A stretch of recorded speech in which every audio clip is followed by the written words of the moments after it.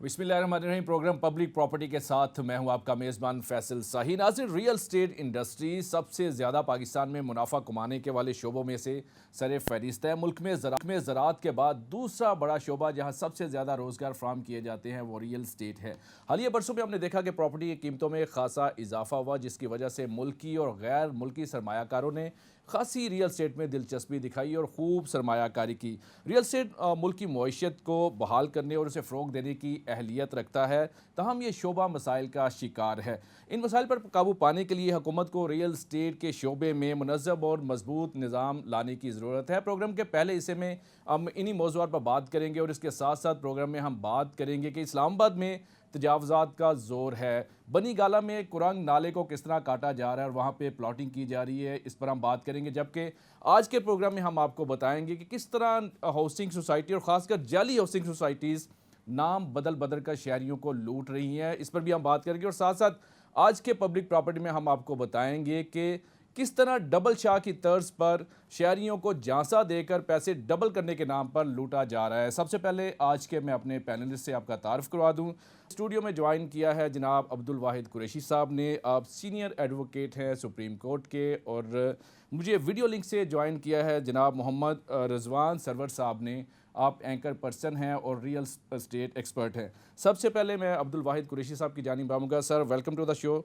आपसे मैं ये जानना चाहता हूँ कि जिस तरह हम देखते हैं कि हाउसिंग सोसाइटीज़ का भरमार है और डिजिटल मार्केटिंग बड़ा ज़ोर पकड़ी है, और किस तरह एक वीडियोस बना के हाउसिंग सोसाइटीज़ की एनिमेटेड वीडियोस बना के शहरियों को कायल किया जाता है कि आप यहाँ पे इन्वेस्टमेंट कर दें, हालांकि हकीकत पर मबनी वो वीडियोस नहीं होती। तो क्या इसको आप कानूनी हैसियत आप क्या इसकी बताइएगा, क्या इन वीडियोस की कोई कानूनी हैसियत है? क्योंकि बहुत ही सारी फेक है, वो सिर्फ एनिमेटेड वीडियोज़ होती हैं। शुक्रिया फैसल शाही साहब, आपने मुझे मौका दिया कि मैं अपनी बात बयान कर सकूं।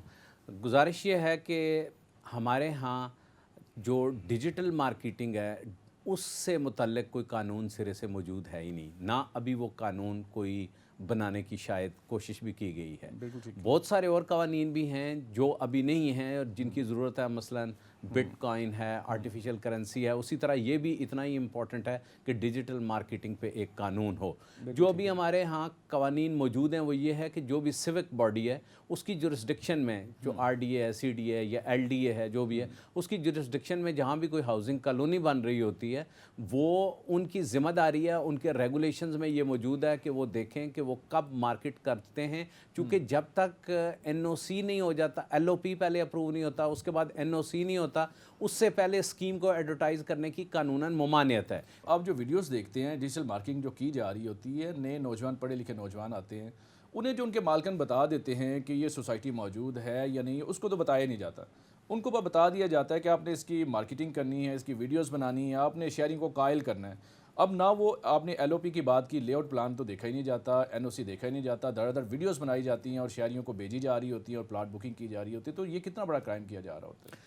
ये बहुत बड़ा क्राइम है। और हमारे इस्लामाबाद में और इसके जितने करीबी शहर हैं, पिंडी है, अटक है या दूसरे मरी भी, इवन यहाँ पे ये कारोबार बहुत ज़ोरों शोर से है। जो मुतल्लिका अथॉरिटीज़ हैं उनके फ़ौरन इस पे एक्शन लेने की ज़रूरत है और गवर्नमेंट भी इस पे खामोश है और बिल्कुल आंख बंद किए हुए है। ये ऐसे नहीं होना चाहिए। ये नहीं है कि अगर डिजिटल मार्केटिंग स्पेसिफिक कानून मौजूद नहीं है तो इनको गिरफ्त ही नहीं किया जा सकता। इसके बावजूद इन पे गिरफ्त की जा सकती है जो मौजूद कानून हैं उनके तहत कि ये जब तक ये इनका एलओपी मंजूर नहीं हुआ, इनकी एनओसी नहीं हुई, तो कैसे एडवर्टाइज कर रहे हैं, जबकि कानून में हर किस्म की एडवर्टाइजमेंट की ममानियत है। रमजान साहब, मैं आपसे ये जानना चाह रहा हूँ कि जिद्दत के साथ डिजिटल मार्केटिंग का तो आगाज़ हो चुका है, लेकिन हम ये देखते हैं कि डिजिटल मार्केटिंग में कोई चीज़ों को देखा नहीं जाता कि क्या वो ग्राउंड पे मौजूद हैं भी या नहीं है।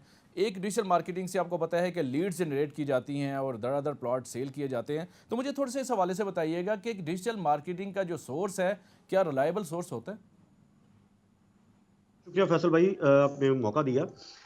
सबसे पहले तो जो लीड जनरेशन की आपने बात की, अब ये बहुत एक आसान तरीका बन चुका है। और जब हम ये देखते हैं कि रिलायबिलिटी के हवाले से, तो रिलायबल बिल्कुल ये नहीं रहा। चूंकि जैसे अभी प्रोग्राम में गुफ्तगू हो रही थी कि कोई अथॉरिटी के हवाले से तो कोई मामला है नहीं ना, क्योंकि कोई पूछने वाला नहीं है। अल्टीमेटली एक आम आदमी, चूंकि हम जिसको अपनी जुबान में फ्रीलांसर कहते हैं, वो किसी भी प्रोजेक्ट को देखता है ना तो कोई रिसर्च वर्क है, ना तो अप्रूवल्स का पता है, ना तो ये अंदाजा है कि कितनी लैंड है किसी प्रोजेक्ट के पास, ना तो ये पता है कि ओवरसीज किस नजर से देख रहा है। यानी एक तरह से मिस गाइड किया जाता है लोगों को। तो ये मैं ये समझता हूं कि हमारी तो जिम्मेदारी इसमें बढ़ जाती है। लिहाजा डिजिटल मार्केटिंग वो एक दौर था, अब वो मामला नहीं रहे। जिस तरह से एड्स वगैरह लगते हैं, ये बिल्कुल रिलायबिलिटी नहीं है जब तक कि आप ऑन ग्राउंड रियलिटी ना देखें। क्योंकि हमने बहुत से प्रोजेक्ट्स ऐसे देखे, जैसे अभी अटक साइड की बात हो रही थी, या फिर इस्लामाबाद टेरिटरीज में हम फिर चक्री साइड पर देखते हैं, बहुत पाकिस्तान से में यही प्रोजेक्ट्स वहां हालात है, पर आ पूरे चुके हैं। पाकिस्तान में हालात हैं कि बस एक बता दिया जाता है, जो मार्केटिंग कंपनी का ओनर है वो अपने एम्प्लॉइज़ को बता देता है कि अपने फ़लाँ प्रोजेक्ट की मार्केटिंग करनी है, वो ग्राउंड पे मौजूद है, उसके पास लैंड है या नहीं, उसके पास एलओपी है, एनओसी है, ये चीज़ें देखी नहीं जाती, सिर्फ ज़ुबानी कलामी बातें होती हैं। और बिल्कुल फैसल भाई, इसमें बहुत ज़्यादा ज़रूरी ये भी है कि हम पहले स्टडी करें इन चीज़ों को। हमें पता होना चाहिए कि आया कौन सा मुतल्लिका इदारा है जहाँ से अप्रूवल इसका मिलना है, और फिर उस इदारे की वेबसाइट्स पर सब कुछ मौजूद होता है। या फिर जब हमने किसी प्रोजेक्ट को फेयरली अगर मार्केट करना ही है, या हमने सेलिंग स्टार्ट करनी ही है, तो कितना मुश्किल काम है कि हम उस इदारे में जाके वेरीफाई कर लें। अगर हम वेरीफाई कर लेंगे तो इससे आप लोगों के लिए आसानी भी पैदा कर रहे हैं, और आप अपना काम भी ईमानदारी से कर रहे हैं। और इससे एक अगर हम सेलिंग पॉइंट ऑफ व्यू से देखें तो हमारी मार्केटिंग भी आसान हो जाती है, हमारी बिल्कुल ऐसे सेलिंग ही भी आसान हो जाती है। बिल्कुल ऐसे ही तो प्रॉब्लम ये आ रहा है कि हम इन चीज़ों की तरफ ध्यान नहीं देते। बिल्कुल। एक क्वेश्चन अब आप फरमाइएगा, जैसे ये बात कर रहे हैं रिजवान साहब के इदारों की वेबसाइट पे डिटेल्स मौजूद होती हैं, लेकिन शहरी इसको देखते नहीं हैं और बड़ी क्लियर डिटेल्स होती हैं कि कितने पे इसका एनओसी अप्रूव्ड है, एलओपी है, इसका मैप सबमिट है, ये सब कुछ होता है। उसके बावजूद शहरी नहीं देखते और फिर गिला करते हैं कि हमारे साथ फ्रॉड हो गया। क्यों नहीं देखा जाता सर? लीगैलिटी तो सारी वेबसाइट पे मौजूद होती है। जी, ये बिल्कुल बात दुरुस्त है कि तमाम सिविक बॉडीज़ जो भी हैं थ्रू आउट पाकिस्तान, उनकी वेबसाइट्स हैं और उन पे ये इन्फॉर्मेशन होती है। लेकिन चूँकि हमारे माशरे में उस तरह का अभी इदराक नहीं है लोगों में कि वो देखें, तो तो ऐसी सूरत में भी जो मुतल्लिका इदारा है और जो हुकूमत है, उनकी ज़िम्मेदारी और भी बढ़ जाती है कि वो इसको इंश्योर करें कि कहीं भी कोई वायलेशन नहीं हो रही और ऐसी कोई स्कीम एडवर्टाइज़ नहीं हो रही जो कि अभी अप्रूव्ड नहीं है। तो जब गवर्नमेंट के अदारे, मेरे ख़्याल से गवर्नमेंट के अदारों को ये मालूम हो जाता है, वो उस पे ख़्वाब खरगोश की तरह सोए रहते हैं या आंख बंद रखते हैं। तो फिर बाद में जब बहुत सारे लोग लुट चुकते हैं तो फिर पता लगता है 10 साल बाद, 5 साल बाद उस पे एक इशू होता है खड़ा, उस पे इंक्वायरी होती है, फिर उससे जो लोगों का नुकसान हो चुका होता है और जो वक्त ज़ाया हो चुका होता है उसका कोई नतीजा नहीं अच्छा निकलता। साहब, अब बाकी शोबे में भी चलें, धोखा तो पाकिस्तान में एक आम चीज़ है, लेकिन रियल एस्टेट का एक ऐसा सेक्टर है जहां सबसे आसानी के साथ धोखा किया जाता है। इसकी क्या वजह है? क्या कानून में कोई नरमियां है? ये वजह क्या है कि इतनी आसानी से रियल एस्टेट में धोखा कैसे हो जाते हैं? कानून के नफाज में गफलत है और कोई इसकी वजह नहीं है। और रियल एस्टेट में लोग ज़्यादा आते भी हैं और करते हैं, चूँकि यहाँ ना अभी उन्होंने ज़मीन ख़रीदी होती है, ना उन्होंने कब्ज़ा लिया होता है, सिर्फ एडवर्टाइज़ करते हैं, एक कागज़ साइन करते हैं अलॉटमेंट के नाम पे और अगले को थमा देते हैं, बिल्कुल ऐसे उससे पैसे जेब में ले लेते हैं। ज़मीन अभी किसी मालिक के नाम पर होती है और इस तरह ये इतना बड़ा ये धंधा चल रहा है फ्रॉड का, जिस पे गवर्नमेंट को हर सूरत में बार बार यही कहूँगा, और जो रेलेवेंट अथॉरिटीज़ हैं, अदारे हैं, उनको एक्शन लेने की ज़रूरत है। अगर वो अदारे अपना ठीक काम करें तो लोग इस तरह बिल्कुल ना लूटें। अच्छा रिजवान साहब, आप ये बताइएगा, जिस तरह आप देख रहे थे बड़ी हालिया बरसों में हमने तेज़ी देखी रियल एस्टेट मार्केट में, लेकिन फ़िलहाल थोड़ी सी आप तनज़ली कह सकते हैं, जिस तरह एक लीड्स जनरेट कर रही होती थी रियल एस्टेट मार्केटिंग कंपनीज, वो लीड्स का भी थोड़ा सा उनके पास इश्यूज आ रहे हैं, उस तरह लीड्स नहीं आ रही। तो आगे इसका फ्यूचर क्या देखते हैं? जो इतनी इतनी बड़ी बड़ी कंपनीज बन गई हैं, इनका फ्यूचर आपको क्या दिखाई देता है? साहब, मैं ये कहूँगा कि अभी फ़िलहाल जो मामला हैं रियल एस्टेट के, वो एक तरह से बिल्कुल स्टॉप हुई हुई है, मार्केट बिल्कुल रुकी हुई है। बिल्कुल बाइंग ठीक। सेलिंग उस तरह से हो नहीं रही, चूँकि आज से कुछ अर्सा पहले अगर हम देखें तो ट्रेडिंग बड़ी क्विक थी, ओवरसीज़ बहुत इन्वेस्ट कर रहे थे। एक ये बहुत बड़ा फैक्टर है कि ओवरसीज़ पाकिस्तान में बहुत इन्वेस्टमेंट कर रहे थे, और बहुत बड़ा रोल होता है ऑब्वियसली बिल्कुल ऐसे ही। ओवरसीज़ का। तो वो ओवरसीज़ इन्वेस्टमेंट नहीं कर रहे इस वक़्त। तो इस वजह से अल्टीमेटली बिज़नेस को बहुत ज़्यादा हिट आई। और फिर ये है कि जो लीड जनरेशन है, अच्छा लीड्स भी हमारे पास ज़्यादातर ओवरसीज़ की आती हैं, बिल्कुल ठीक और है। ओवरसीज़ चाहते भी ये हैं कि उनको बेहतर गाइड किया जा सके। वो फिर एट अ टाइम बहुत सी कंपनीज़ के साथ लिंक्ड होते हैं। तो जहाँ पर उनकी सैटिस्फैक्शन हो, वो वहाँ से बाइंग भी कर लेते हैं, और बिल्कुल ऐसे। बेचारे कुछ ऐसे भी हैं जहाँ पर उनकी सैटिस्फैक्शन ना भी, लेकिन वो कुछ सालों के बाद जब वो पाकिस्तान आते हैं तो उन्हें फिर ऑन ग्राउंड रियलिटी कुछ और नज़र आती है। लिहाजा ये मैं अपने प्रोग्राम के ज़रिए भी दरख्वास्त ये करता हूँ, और आपके ज़रिए भी ये दरख्वास्त ये करूँगा कि जो जिस भी प्रोजेक्ट को मार्केट करें या हमने लीड जनरेशन के लिए भी कैंपेन भी करनी है, तो ऑन ग्राउंड रियलिटी पे करनी चाहिए। बिल्कुल आप ऐसे ही। देखें, ऑन ग्राउंड वीडियो लगाकर भी लीड जनरेशन की जा सकती है, और वो ज्यादा ऑथेंटिक भी होगी। वो लेकिन बेशक रिजवान कम साहब, हो, आप लेकिन देखते हैं जो लीड जनरेशन होती है जिस सोसाइटी की जा रही होती है, पहले तो आपको पता है ये कानूनी तकाजे पूरा करना कोई ज़रूरी नहीं समझते सोसाइटी, कोई भी मालकान, लेकिन उसके साथ साथ जो एनओसी जो एलओपी अप्रूव करते हैं, लैंड कम होती है, बेच ज़्यादा रहे होते हैं, तो ये कितना बड़ा आप समझते कि जुल्म किया जा रहा होता है लोगों के साथ। बहुत बड़ा जुल्म है जी। ओवर सेलिंग तो अब ऑलमोस्ट हर प्रोजेक्ट में ही हो रही है, और ये बिल्कुल गलत बात नहीं है, क्योंकि अल्टीमेटली यूजली डेवलपर्स का प्लान ये भी होता है कि हम ओवर सेलिंग कर देंगे, बाद में वो बाय बैक कर लेते हैं फाइल्स को, बिल्कुल जिस ठीक तरह है। हम ट्रेडिंग की जुबान में। तो बिल्कुल वो ट्रेडिंग बाय कर रहे बैक तो हैं। करते हैं, मगर लेकिन एक आम आदमी, उसको तो इन चीजों का नहीं पता। एक आम आदमी, उसकी जमा पूंजी है, उसके लिए 10 लाख का या 15 लाख का प्लॉट है, वो सारी जिंदगी लगाकर वो खरीद रहा होता है, बिल्कुल मगर ऐसे ही। ऑन ग्राउंड रियलिटी कुछ और है। बहुत से बिल्कुल। प्रोजेक्ट्स ऐसे भी हैं जिनके 4 साल आसान एक साथ पर प्रोजेक्ट्स आए, और वो एक साथ खत्म हो चुकी हैं, मगर ये लेकिन है कि पोजेशन नहीं वहां दिया जा रहा। बैलेटिंग नहीं हुई। जी हाँ, बैलेटिंग भी नहीं हुई, बहुत से बिल्कुल प्रोजेक्ट ठीक ऐसे है। भी हैं। तो ये ज्यादती है, बहुत बड़ा जुल्म है, लिहाजा इस चीज पे फौरी तौर पर एक्शन तो होना चाहिए। बिल्कुल ऐसे ही।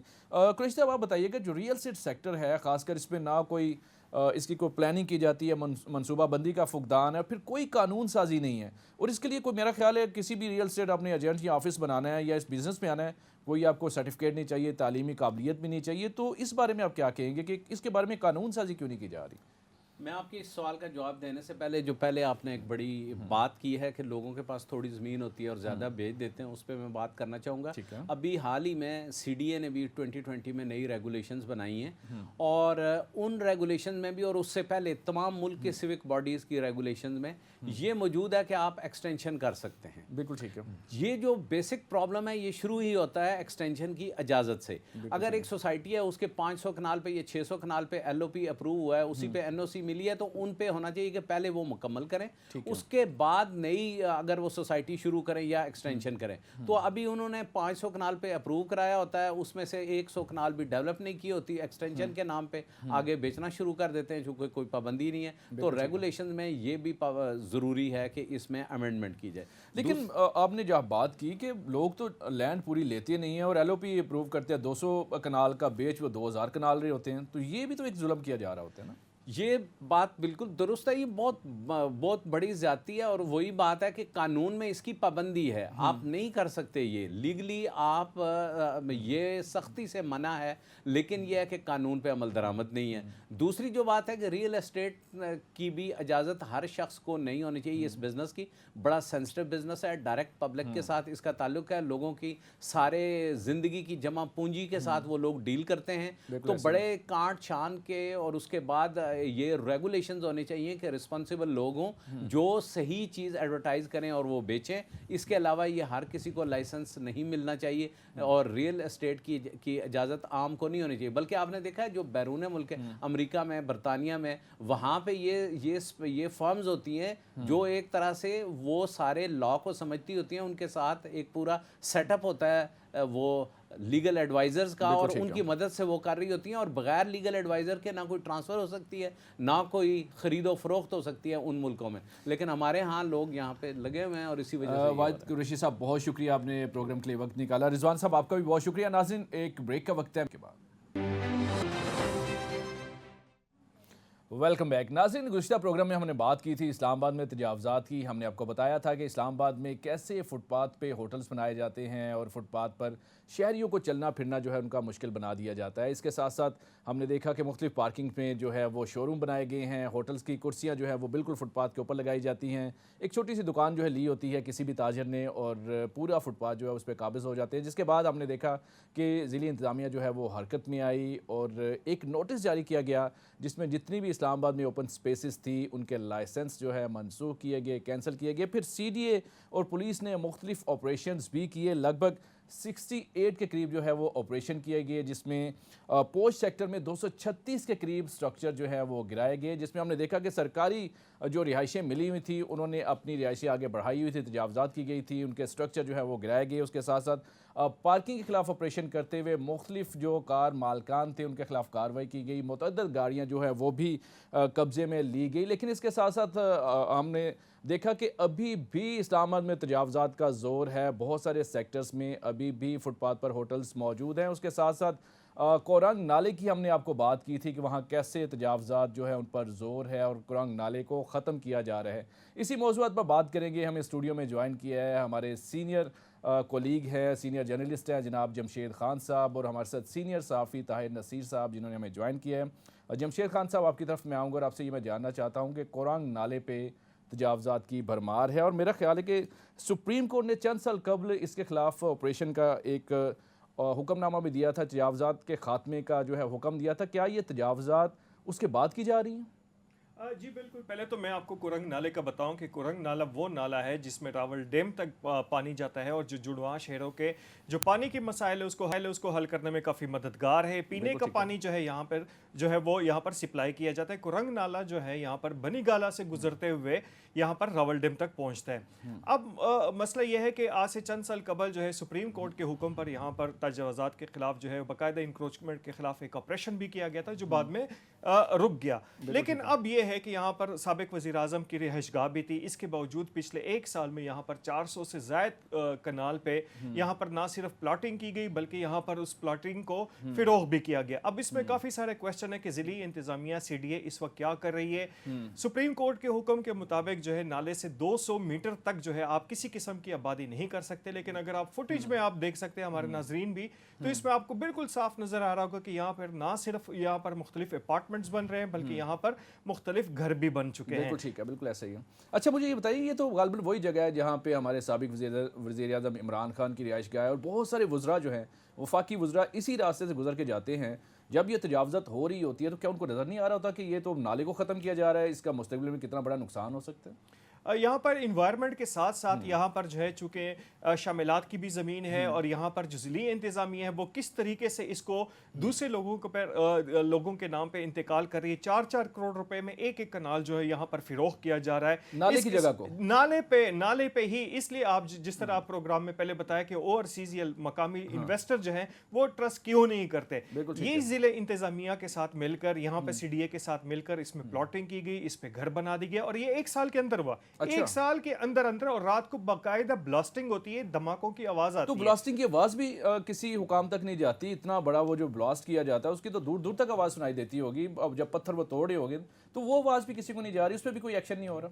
इस पे एक और बड़े मजे की बात है कि यहाँ पर सिर्फ 20 मीटर पे 20 मीटर्स पे जो है यहाँ पर थाना सेक्रेटेरिएट का बाकायदा यहाँ पे चौकी है जहाँ पे पुलिस मौजूद होती है। लेकिन इसके बावजूद यहाँ पर हैवी मशीनरी दिन रात काम कर रही है और मजीद जो है यहाँ पर फुटेज में भी आप देख सकते हैं कि मजीद वहाँ पे काम चल रहा है और मजीद प्लाटिंग चल रही है। लेकिन यहाँ पर पूछने वाला कोई नहीं है। जब लोग यहाँ पे घर बना लें, बना चुके हैं काफी सारे लोग, अगर कभी ऑपरेशन होता है तो फिर यही लोग कहेंगे कि हमारा अरबों रुपए का नुकसान हो गया। तो अरबों रुपए का नुकसान जब नाले पे बनाई जा रही है, पहले तो ये जगह ही उनकी नहीं है, अराजी ही उनकी नहीं है, तो अरबों का नुकसान वो बना रहे हैं, वो गैर कानूनी बना रहे हैं। सेकेंडली मुझे ये बताइएगा कि कोरंग नाले की मौजूदा पोजीशन क्या है, कितने उसमें जो है वो उसमें कमी आ चुकी है, थोड़ा इस हवाले से बताइएगा। और इसकी चौड़ाई में काफ़ी जो है वो कमी देखने में आ रही है क्योंकि इसके साथ साथ जो है कुरंग नाले के बिल्कुल साथ साथ जो है पहले जो यहाँ पर मार्किंग हुई थी 400 से ज़ायद घर जो थे वो गैर कानूनी करार दिए गए थे। इसी के साथ साथ मुख्तलिफ प्लाजे भी। लेकिन इसके बाद जो है 400 कनाल मजीद पे जो है यहाँ पर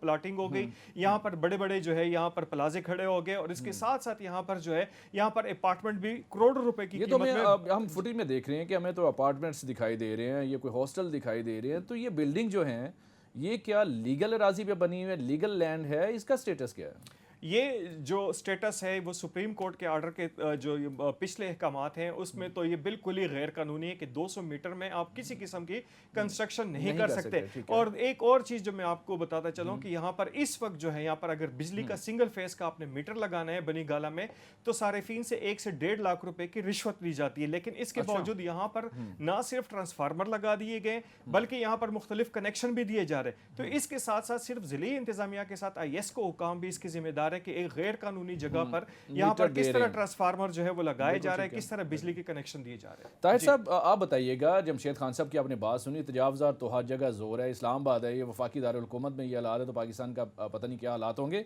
ये बताइएगा, गुज़िश्ता रोज़ हमने देखा एक नोटिफिकेशन जारी किया गया ज़िली इंतज़ामिया की जानिब से कि जितनी तजावज़ात हैं उनके लाइसेंस कैंसिल किए जा रहे हैं, ओपन स्पेसिस के लाइसेंस खाली किए जा रहे हैं, तो कितना कुछ पे एक्शन आपको दिखाई दिया?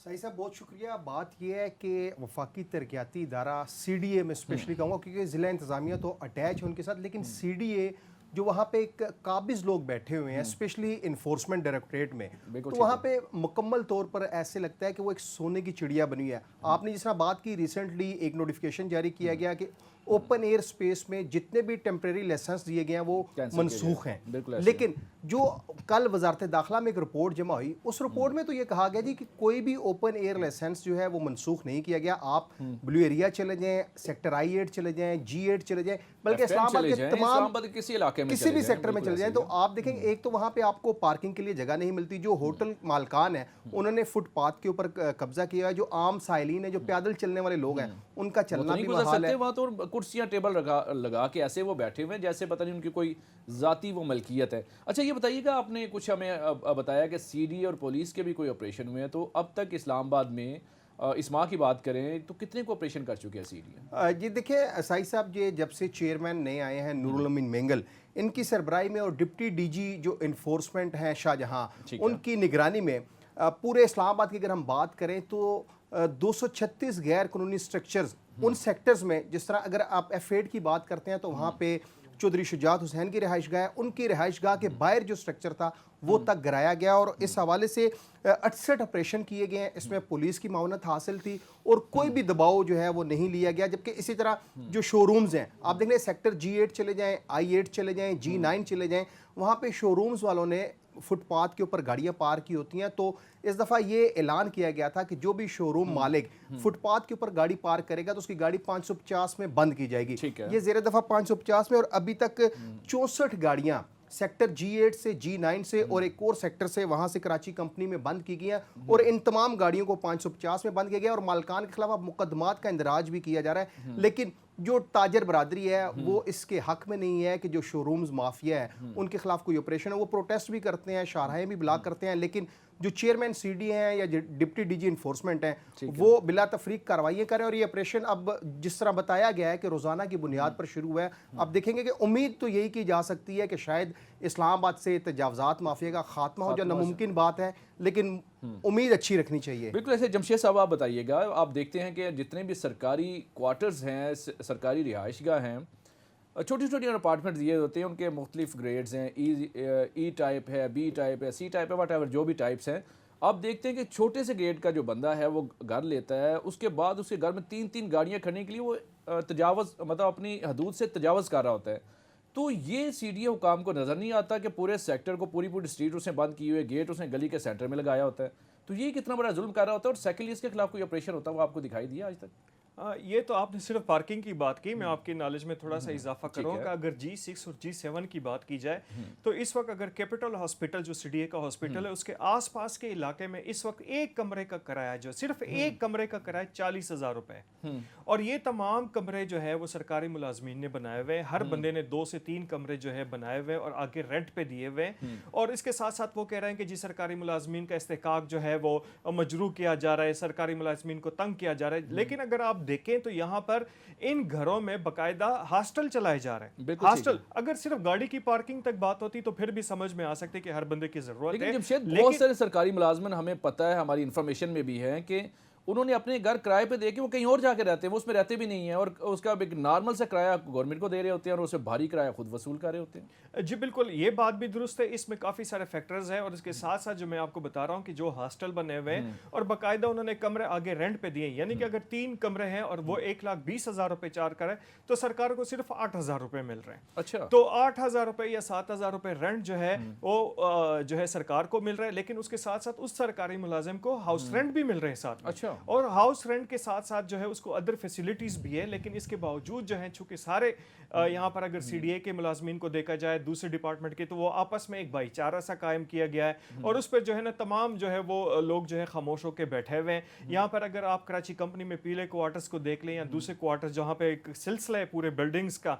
उसमें इंक्रोचमेंट यहाँ तक हो गया कि जो बच्चों के पार्क थे वो खत्म किए जा चुके हैं। बच्चों के पार्क पे जो है बाकायदा तौर पर इंक्रोचमेंट है और यहाँ पर किसी भी सरकारी कॉलोनी में अभी आप अगर आप जाएं तो आपको बिल्कुल साफ नजर आएगा कि वहां पे बच्चों के पार्क जो है मुकम्मल तौर पर खत्म किए जा चुके हैं सिर्फ इस इंक्रोचमेंट की वजह से। ताहिर, ये आप बताइएगा, ये जितनी हम तजावज़ात देखते हैं, स्पेशली जो होटल्स बनाए होते हैं, तो क्या ये इंतजामियों को नज़र नहीं आते, CDA इन्फोर्समेंट के महकमे को नज़र नहीं आते? ये मामला होता क्या, असल मामला क्या है? देखिए साई साहब, वो यहाँ पे एक शेर आपको सुनाता हूँ कि शरीके जुर्म ना होते तो मुखबरी करते। बिल्कुल ऐसे हमें खबर है लुटेरों के हर ठिकाने की।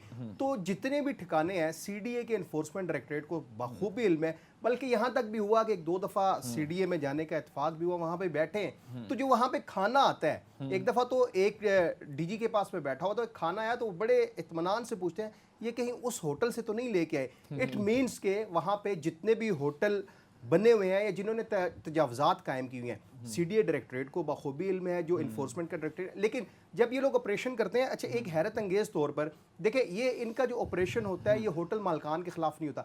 ये जो गरीब रेडी भान है जो सिर्फ अपनी दिहाड़ी लगाने के लिए आता है, उसके ऊपर जोर चलता है। आप बड़े बड़े होटल्स देख लें, मोटल्स देख लें, जिन्होंने तजावजात कायम किए हैं, उनके खिलाफ ये ऑपरेशन नहीं करते, क्योंकि वहाँ पे शायद इनको खाना जाता है रोजाना की बुनियाद पर या कुछ और मामला है। लेकिन मिली भगत होती है, मिली भगत के बगैर तो ये मुमकिन नहीं होता। यहाँ एक ब्रेक का वक्त है। जमशेद साहब आपका या नाज़रीन, मिलते हैं ब्रेक के बाद।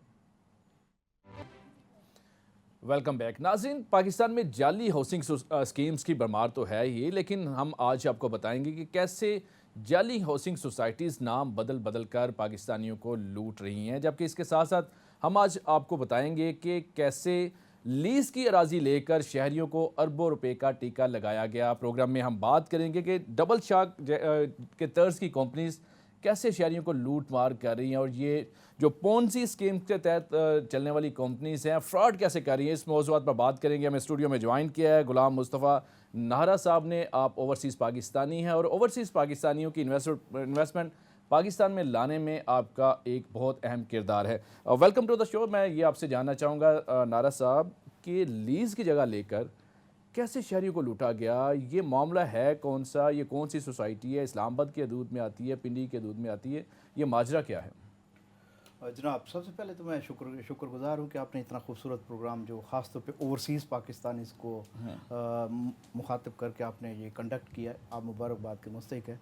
मैं आपको बताऊं कि housing societies all over Pakistan, Lahore, Islamabad, Rawalpindi, यहाँ पे जो भी सोसाइटीज़ चल रही हैं, आप भी समझते हैं और हमारी कम्युनिटी भी समझती है, ख़ास तौर पे रियल एस्टेट कम्युनिटी जो यहाँ पे है, कि सोसाइटीज़ जब लॉन्च होती हैं तो उसमें थोड़ी बहुत कमी होती है, हमारे को लीगल इश्यूज़ थोड़े बहुत उसको डिले और मामला चलते हैं। लेकिन ये बड़ी दिलचस्प बात है कि कब्ज़े पे 1 लाख रुपया पर कनाल कब्ज़े पे एक वहाँ के मकामी ज़मींदारों से ज़मीन लेके वहाँ पे बाकायदा बोर्ड लगा के, और वो भी मोटरवे के ऊपर प्रॉपर, ठीक है, प्रॉपर बोर्ड्स लगा ये के। कब्जा कैसे लिया गया? ये किराए का कोई लीज एग्रीमेंट था या कोई उन्होंने खरीदने के लिए कोई एग्रीमेंट किया, कोई बयाना दिया? ये मामला है क्या? थोड़ा सा हमारे नाज़रीन को बताइए। आपको पता है कुछ ज़मीनें होती हैं जो कब्जे पे लोग बेच देते हैं, अस्टाम पे बेच देते हैं, तो ये भी एक अस्टाम ही है जो मैंने आपको शेयर कर दिया, वो आपको दिखाइएगा।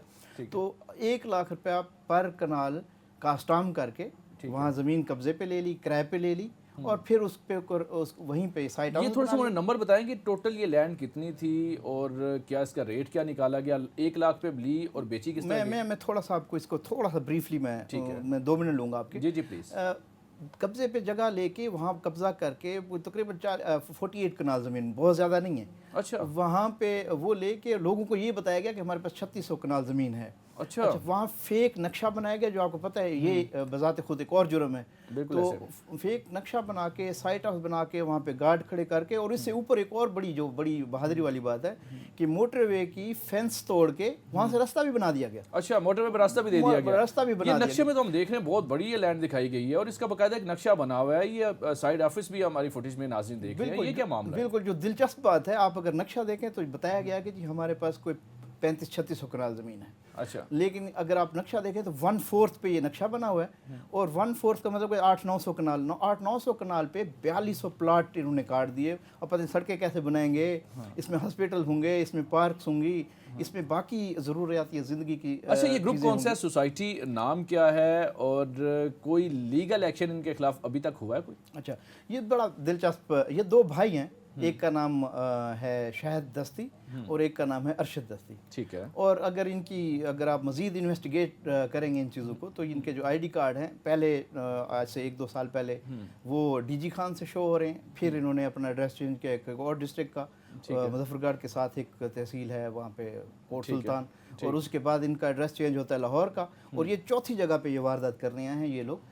और पर्ल इस्लामाबाद पर्ल इनक्लेव के नाम से ये हम देख रहे हैं इन पे एफआईआर भी दर्ज है। ये कितनी एफआईआर है, टोटल नंबर क्या है एफआईआर? अच्छा, मज़े की बात है, जब ये हमारे इल्म में आया ये प्रोजेक्ट, तो इस पे हमने जब नैब को लिखा, एंटी करप्शन को लिखा, आरडीए को लिखा, फिर हमें पता चला कि ये आरडीए में नहीं फाइल करता, ये तो अटक डिस्ट्रिक्ट काउंसिल को में वहाँ जाके फाइल करता है। तो फिर हमने वहाँ लिखा, तो पहली एफआईआर, पहला नोटिस जो है वो डिस्ट्रिक्ट काउंसिल ने वहाँ इनको दिया और एफआईआर भी दी। फिर सेकंड एफआईआर इन पे कब्जे के हवाले से हुई है। ये 2 एफआईआर रिसेंट हुई हैं और होपफुली जो गवर्नमेंट के इदारे हैं इस पे ज़रूर। ताहिर साहब, ये जैसे आपने बात की, ये तो लीज़ की जगह पे एक स्टाम्प पे जगह बेची जा रही है, लेकिन एक बड़ा फ्रॉड जो है वो भी सामने आया है कि एक हाउसिंग सोसाइटी वो नाम बदल बदल के लोगों के साथ फ्रॉड कर रही है। अब ये क्या माजरा, थोड़ा सा इस हवाले से हमारे नाज़रीन को बताइएगा। देखिए साई साहब, मैं अक्सर कहता हूँ कि चक्री का चक्कर जब चलता है ना, वो ऐसा चक्कर चलता है कि इंसान का वो सर पकड़ के बैठ जाता है कि चक्कर हुआ क्या। बिल्कुल ठीक अब है। चक्री में जितनी हाउसिंग सोसाइटीज़ हैं मैक्सिमम वो इलीगल हैं। आप देख लें, वहाँ पे रोडन इनक्लेव इलीगल है, वहाँ पे अब्दुल्ला सिटी इलीगल है, वहाँ पे एक 2 और ऐसी हाउसिंग सोसाइटीज हैं, स्पेशली मुवीडा सिटी। दर्जनों है ताहिर साहब, दर्जनों है। अब वहाँ पे एक मुवीडा सिटी है, 9वीं दफ़ा वो अपना नाम चेंज करें, स्पेस वही है, लोकेशन वही है, जगह वही है। अब वहाँ पे एक गवर्नर सिंध है साबिक पाकिस्तान तहरीक इंसाफ के, इमरान इस्माइल साहब, साबिक वजीर सेहत हैं आमिर महमूद कियानी साहब, ठीक है। इन्होंने मिलके अब्दुल्ला सिटी के लैंड को एवलॉन सिटी के नाम से मशहूर किया।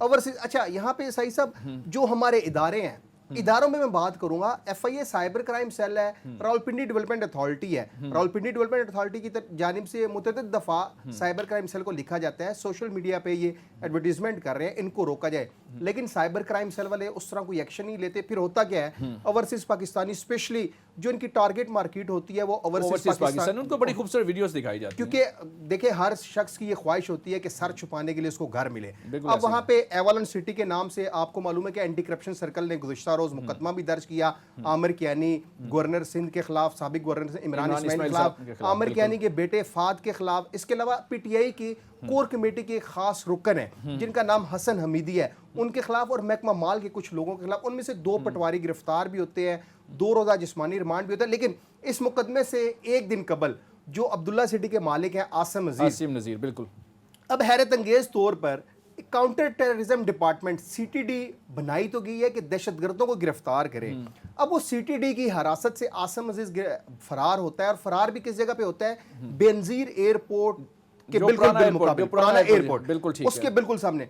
अब सीटीडी में एक मुकदमा होता है आसिम अजीज के खिलाफ 154/22। इस मुकदमे में उनको रवाट टी चौक में इसका ऑफिस होता है आसिम अजीज का, वहां से गिरफ्तार किया जाता है। सीटीडी के टीम 3 थानों के एसएचओज इनको जब लेके आते हैं, तो मैं हैरान हूं कि हमारे इदारे क्या कर रहे हैं कि सीटीडी वो इदारा है, दहशतगर्दों को क्या पकड़ेगा कि एक हाउसिंग सोसाइटी जाली मालिक उनकी हिरासत से फरार हो जाता है, वो भी शहर के सेंटर से। और फिर मजे की बात, जो मुकदमे की दफा लगाई गई है, एक मामूली नोयत की दफात के तहत वो मुकदमा दर्ज किया गया। बनता तो यहाँ पे था कि सरकारी असला छीनने की कोशिश की गई। सीटीडी जो भी मुकदमा दर्ज करवाती है दहशतगर्दी की दफा, लेकिन इस मुकदमे में दहशतगर्दी की दफा नहीं लगती। आसिम अजीज फरार होते हैं। फिर कल रात जो एवलन सिटी, क्योंकि अब अब्दुल्ला सिटी की वो लोकेशन है, उसी लोकेशन पे अच्छा सेम लैंड है या कोई अलग जगह पे एवलन बनी है? ये बेसिकली लैंड सेम है। जो मुकदमा दर्ज हुआ है उस मुकदमे में ये कहा गया है कि यही जो इंतकाल है, ठीक है, यही इंतकाल अब्दुल्ला सिटी के नाम से भी जमा करवाया गया है, एवलन के भी सेम वही एक इंतकाल है, और वो इंतकाल रजिस्टर्ड भी नहीं है। सबसे मजे की बात कि गैर रजिस्टर्ड इंतकाल पर इन्होंने एवलन सिटी लेने की कोशिश की, वहां पे पब्लिसिटी की। अब देख लें कि अरबों रुपया लूटा जा चुका है। और मैं आपके प्रोग्राम के तवसत से जो हमारे इदारे हैं, बल्कि अभी एक हाउसिंग सोसाइटी के खिलाफ मनी लॉन्ड्रिंग की तहकीकात हो रही हैं, और उस हाउसिंग सोसाइटी का जो कुरा है कि जो खुरे हैं वो भी पाकिस्तान तहरीक इंसाफ के साबिक वजीर हैं हवाबाजी, उनके साथ जाके मिल रहे हैं। और आपने नोवा सिटी का नाम सुना होगा, उनके खिलाफ एफआईए कमर्शियल बैंकिंग सर्कल ने, बल्कि अब तो वहां पे एंटी मनी लॉन्ड्रिंग सेल भी बन गया एफआईए में, वो तहकीकात कर रहा है कि इन्होंने मनी लॉन्ड्रिंग की है। जितनी भी हाउसिंग सोसाइटीज हैं, स्पेशली जो गैर कानूनी है, आप देख लें कि अगर मैं न्यू मेट्रो सिटी की बात करूं जो गुजर खान में है, तो वो हाउसिंग सोसाइटी ऐसी है, आप देख लें सावन में हर दफा सैलाब आता है तो E11 पोस्ट सेक्टर है, डूब जाता है। न्यू मेट्रो सिटी आप मेन जीटी रोड से कोई मिनिमम भी हम कह लें तो 8 फीट नीचे है। 8 से ज़्यादा ये कम नहीं होगा इससे। ठीक है, तो वो मुझे ये बताएं कि जब बरसात में बारिश बरसेगी तो क्या वो न्यू मेट्रो सिटी डूबेगी नहीं? उनके पास भी लैंड इतनी लेकिन नहीं है। हाउसिंग सोसाइटी बनाने से पहले मेरा नहीं ख्याल इन चीज़ों को मद्देनजर रखा जाता। मुझे नारा साहब आप ये फरमाइएगा, ये इतना बड़ा स्कैंडल है कि लाख रुपए मतलब कनाल पे लैंड लेके बेची जा रही है, कानून इस पे कोई हरकत में आया है, कोई मुतलका मालकान पे कोई FIR हुई? हमने कोशिश भी की है कि जो शायद दस्ती साहब है, हम कोशिश कर रहे थे, हमारे प्रोड्यूसर साहब भी कोशिश कर रहे थे उनको कॉल पे लेके उनका मौक़िफ़ ले सके, लेकिन उन्होंने फ़ोन अटेंड नहीं किया। बहरहाल हम फिर भी हमारा प्लेटफॉर्म उनके लिए हाजिर है, वो जब चाहे हमें यहाँ पे आके अपना मौक़िफ़ दे सकते हैं। तो आप ये बताइएगा अब तक कितनी कानूनी कार्रवाई उनके खिलाफ हो चुकी है, कितनी FIRs हो चुकी हैं? अच्छा देखिए, सबसे पहले जब इसकी कंप्लेन गई RDA में, तो RDA ने तो हाथ खड़े कर दिए कि क्योंकि ये उनकी हदूद में नहीं आती, तो अटक डिस्ट्रिक्ट काउंसिल में आती है। तो अटक डिस्ट्रिक्ट काउंसिल से जब रब्ता किया गया तो वो जो इनिशियल कार्रवाई होती है कि FIR करते हैं, बस वहाँ तक हुई है। अभी तक वहाँ पे जो साइट है वहाँ पे कोई ऑपरेशन नहीं हुआ। वहाँ के जो म्यूनसिपल ऑफिसर हैं ज़ियाउल्लाह साहब, उनसे कई दफ़ा रब्ता करने की कोशिश की है, लेकिन वो यही बताते हैं कि क्योंकि मैं यहाँ पे नया हूँ तो इसलिए मुझे कोई इन्फॉर्मेशन नहीं है। तो अभी तक साइट को गिराया नहीं गया, अभी साइट पे कोई साइड पे ऑपरेशन नहीं, नहीं मुझे किया। बताइए FIR कितनी हुई है? FIR दो FIR हो अब तक चुकी हैं, कानून की गिरफ्त में आए हैं वो? आपको पता है यहाँ पे हमारे मुल्क में कानून चलें जी, अल्लाह करे कि काबिल ज़मानत। अगर वो जो भी इस तरह की जालसाजी कर रहे हो कानून की गिरफ्त में आए। ताहिर साहब ये बताइएगा, पोंजी स्कीम ये कैसे काम कर रही हैं, कैसे शहरियों को लूट रही हैं? बहुत बड़ा स्कैंडल ये भी सामने आ चुका है। देखिए सही साहब, पाकिस्तान में ना हम जो पाकिस्तानी कम्युनिटी है, हमें शॉर्टकट का बहुत शौक है और हम लोग ये कहते हैं कि यार कहीं इन्वेस्टमेंट करें तो रातों रात हम अरबपति बन जाएं। ठीक है। अब पाकिस्तान में कुछ ऐसे लोग भी आ चुके हैं, स्पेशली अब तो लोग ढोंग रचाते हैं कि मैं ओवरसीज पाकिस्तानी हूँ, ड्यूल नेशनल होते हैं, पाकिस्तान में आते हैं, लोगों को कहते हैं। बल्कि रिसेंटली आपको पता है कि पाकिस्तान में एक सबसे बड़ा स्कीम हुआ है B4U ग्रुप ऑफ कंपनीज का, उनके केसेस भी चल रहे हैं मेरा ख्याल काफी। जी नैब रेफरेंस भी फाइल हुआ है उनके खिलाफ और वो अरबों रुपए की, उनके ऊपर भी मनी लॉन्ड्रिंग का एलिगेशन है, सस्पिशियस ट्रांजैक्शन की रिपोर्ट्स भी जमा हुई हैं, लेकिन वो रेफरेंस दायर हुआ। Saifur Rahman Khan Niazi B4U group of companies के मालिक हैं। अब अच्छा, ये लोग इस तरह करते हैं, डबल शाह वाला रोल अदा करते हैं। आप लाख रुपए इन्वेस्टमेंट करें, पूरी दुनिया में कोई ऐसा बैंक, कोई ऐसा कानून नहीं है कि जो आपको पर मंथ 17 से 22% प्रॉफिट दे, लेकिन ये लोगों को लालच देते हैं शीशे, क्योंकि ये लोग मोटिवेशनल स्पीकर होते हैं, शीशे में उतारने का फन जाते हैं, गरीबों को ये अपने शीशे में उतारते हैं। अब B4U ने स्कैम किया तो B4U के जो फ्रंटमैन थे राजा रियाज, जो मोटिवेशनल स्पीकर भी बने हैं, कोच राजा रियाज के नाम से मशहूर हैं, उन्होंने कैश वर्थ की नामी एक वेबसाइट बनाई, लूटमार शुरू कर दी। एक आमिर मुगल हैं वन नेटवर्क के, वो भी कंपनी के मालिक हैं। आमिर मुगल वो शख्सियत है साई साहब कि जब पहला विड्रॉल 2015 में आमिर मुगल ने लिया तो 2 करोड़ रुपए का विड्रॉल लिया था। अच्छा। पहला विड्रॉल। अब उस शख्स ने, उससे पहले अगर आमिर मुगल की मैं बात करूं तो ये चकवाल का रहायशी है, पैरामेडिकल स्टाफ में ये नौकरी करता था पिंडी में। इसने सबसे पहले वन नेटवर्क, वन कॉइन में काम किया, फिर B4U में आया। अब इसने फिर 5 स्टार एक इंडियन कंपनी थी हरीश केडेला की, उसके साथ स्कैम किया। अब उसने अपनी कंपनी बना ली।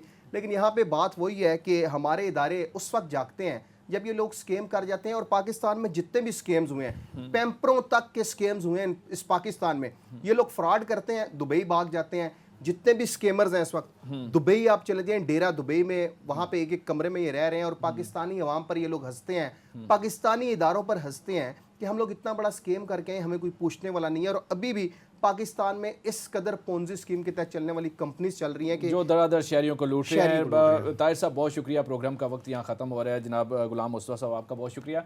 नाज़रीन, आज के प्रोग्राम की जाली हाउसिंग सोसाइटीज़ की कैसे नाम बदल बदल के शहरी को लूट रही हैं। तो शहरी कोई भी इन्वेस्टमेंट करने से पहले मुतलका वेबसाइट पर लाजमी जाएँ, उसका लीगल स्टेटस लाजमी जाने ताकि वो किसी भी फ्रॉड से बच सकें। मिलेंगे अगले हफ्ते किसी नए टॉपिक के साथ। इजाज़त दीजिए, अल्लाह हाफिज़।